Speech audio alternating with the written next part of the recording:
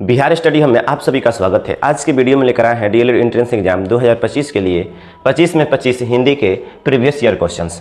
इस सेट में आपको 25 प्रीवियस ईयर क्वेश्चंस मिलेंगे जो 2023 के पूछा हुआ क्वेश्चन है।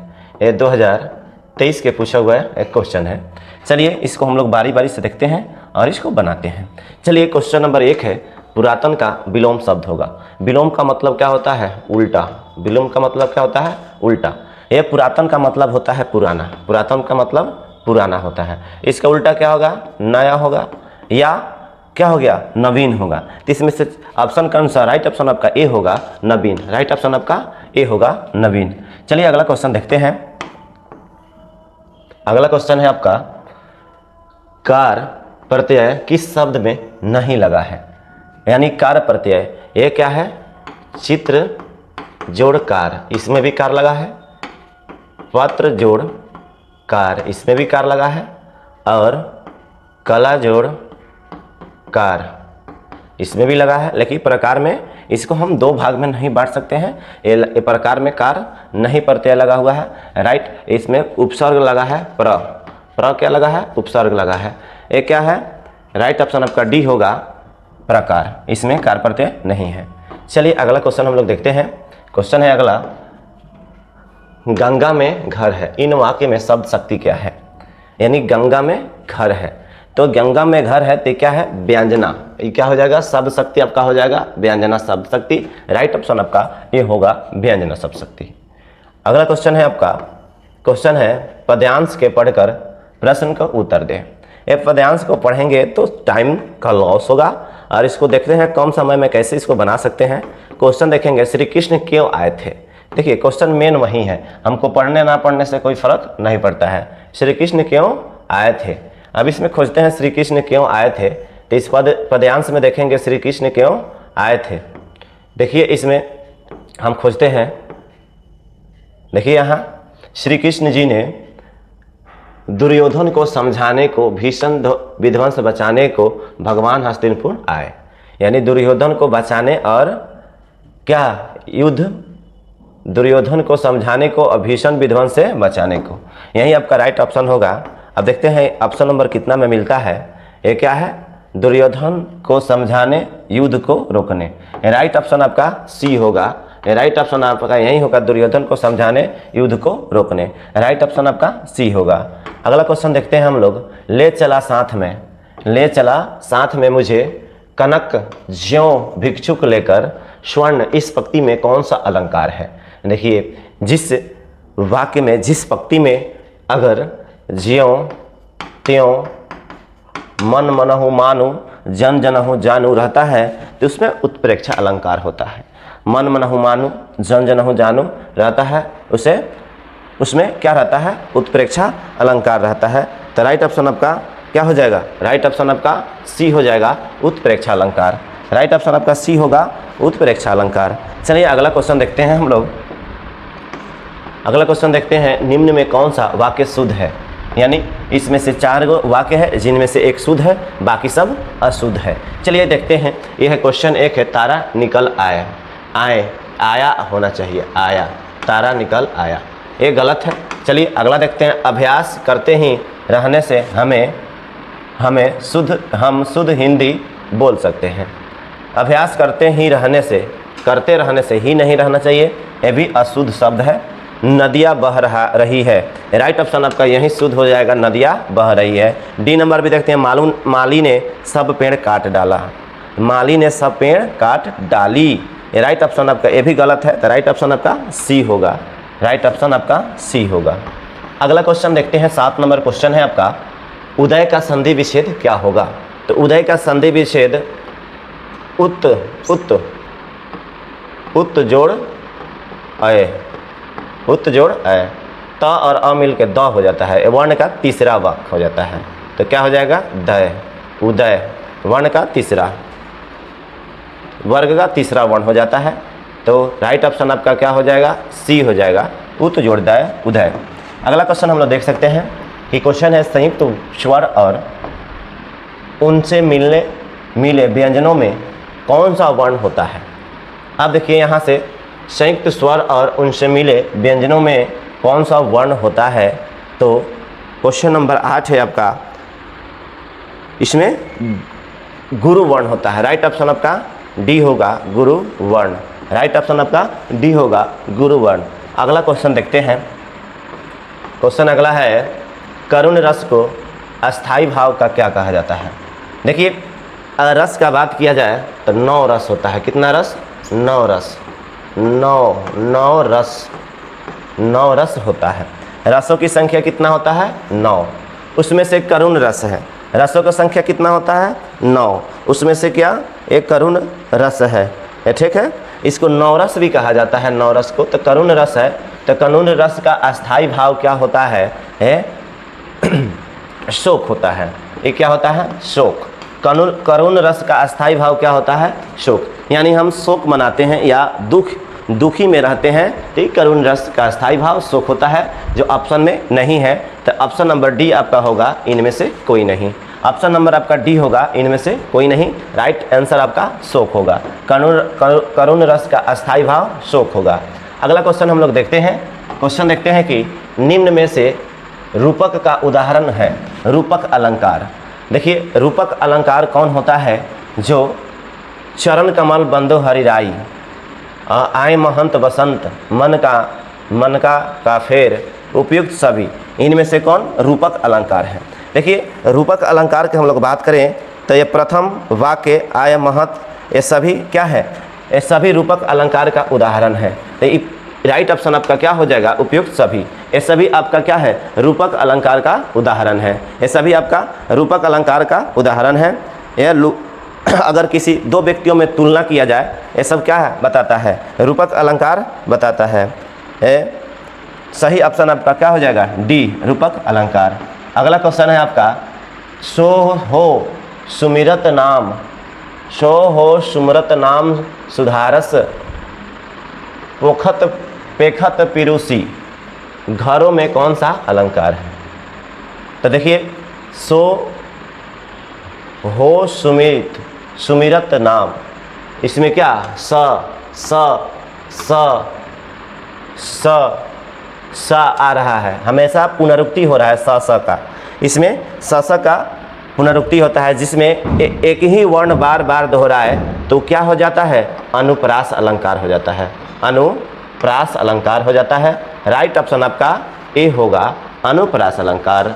राइट ऑप्शन आपका ए होगा, अनुप्रास अलंकार। नेक्स्ट क्वेश्चन की ओर चलते हैं। अगला क्वेश्चन है देखिए, तंत्री नाद कविक्त रस, सरस राग रति रंग, अन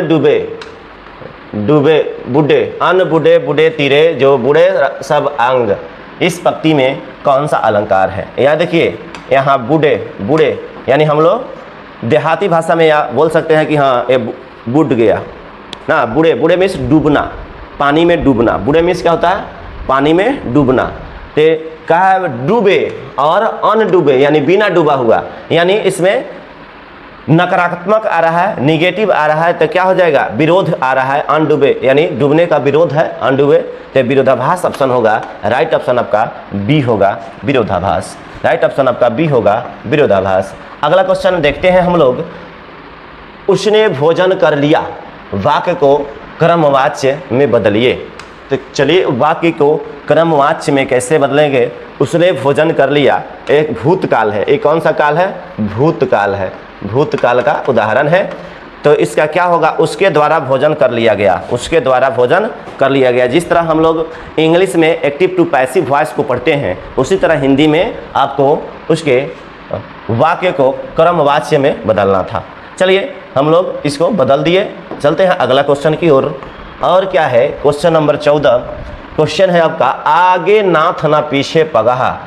लोकोक्ति कहावत का, यानी कहावत का क्या अर्थ होता है? एक मुहावरा भी बोल सकते हैं, आगे नाथ ना पीछे पगहा।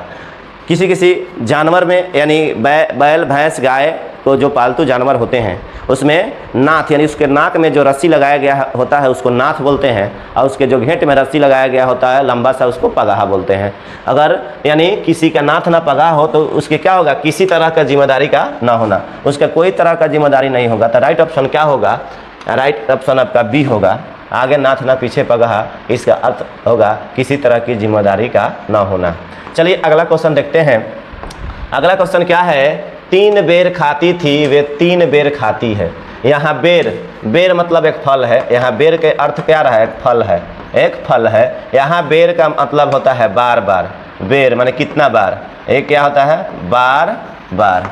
यानी एक ही शब्द अगर एक ही शब्द हो, अगर उसका अर्थ अलग अलग हो, एक ही शब्द हो लेकिन उसका अर्थ अलग अलग हो, तो यमक अलंकार होता है, यमक अलंकार होता है।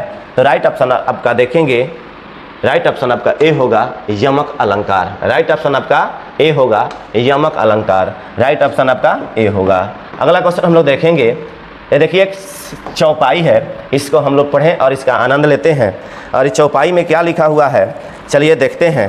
क्वेश्चन है आपका, चारू चंद की चंचल किरणें खेल रही है, जलथल में स्वच्छ चांदनी बिछी हुई है, आवनी और अंबर तल में उपयुक्त पंक्तियाँ किस काव्य गुण से संबंधित है। ये पंक्तियाँ आपके प्रसाद गुण से संबंधित है। राइट ऑप्शन आपका डी होगा, प्रसाद गुण।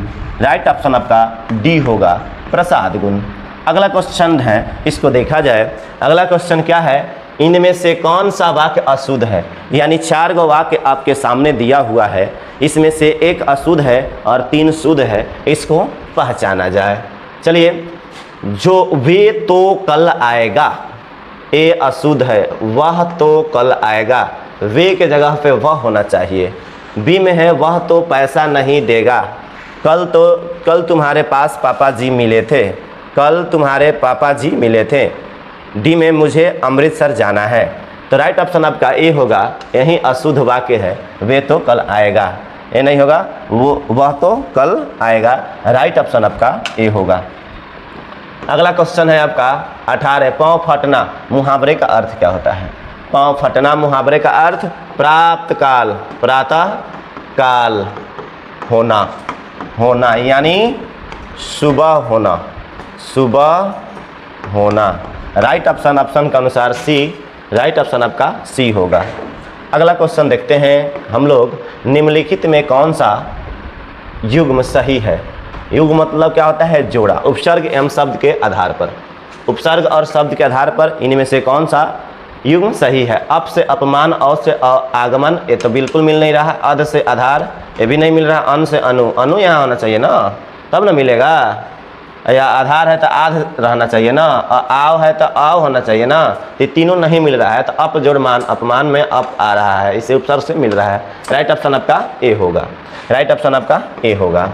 अगला क्वेश्चन देखते हैं। एक देखिए कितना प्यारा सा छंद है और चौपाई है। देखिए क्या है, एक कोटि मनोज लजावन हरे हारे, सुमुखी कहू को अहि तुम्हारे, सुनी सनेमय मंजुल बानी, असंकुच सियाह मुख मुस्काई। प्रस्तुत कविता में सीता संकोच के साथ मुस्कुरा दी, अर्थात बता दी ये मेरे पति है। इस प्रकार के अर्थ प्राप्त होती है। इसमें कौन सा अर्थ प्राप्त होती है। जब वनवास के समय सीता माता राम लक्ष्मण के साथ जा रही थी, तो वन के जो औरत थी वो सीता से प्रश्न पूछ दी, इशारा करते हुए कि ये तुम्हारे कौन है। ये छंद आपके गोस्वामी तुलसीदास की चौपाई लिखा गया है, उन्हीं के द्वारा लिखा गया है। और औरत पूछ दी इशारा से कि तुम्हारे कौन है, तो सीता माँ मुस्कुरा कर बोली कि ये मेरे पति हैं। इस प्रकार के अर्थ प्राप्ति होती है, व्यंग्यार्थ हो जाएगा। ये व्यंजना से होती है, व्यंजना के उदाहरण ही व्यंग्यार्थ है। राइट ऑप्शन आपका सी होगा, व्यंग्यार्थ। राइट ऑप्शन आपका सी होगा।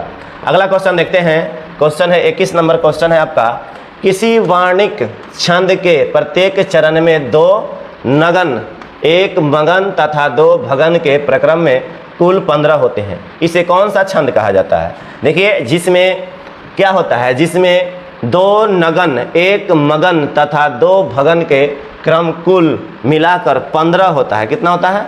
15 होता है। उसमें क्या, उसको क्या कहते हैं? तो मालिनी कहते हैं। उस छंद का क्या कहा जाता है? मालिनी कहा जाता है।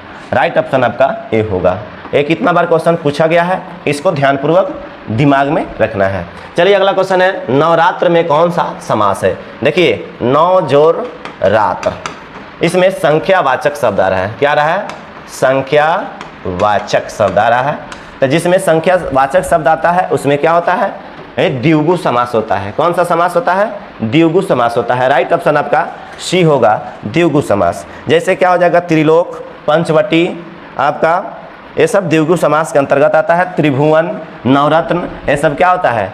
ये द्विगु समास के अंतर्गत आता है, जिसमें आगे के जो उपसर्ग हो वो क्या है? संख्यावाचक हो, वे द्विगु समास होता है। राइट ऑप्शन आपका सी हुआ। अगला क्वेश्चन हम लोग देखते हैं, 23 नंबर क्वेश्चन।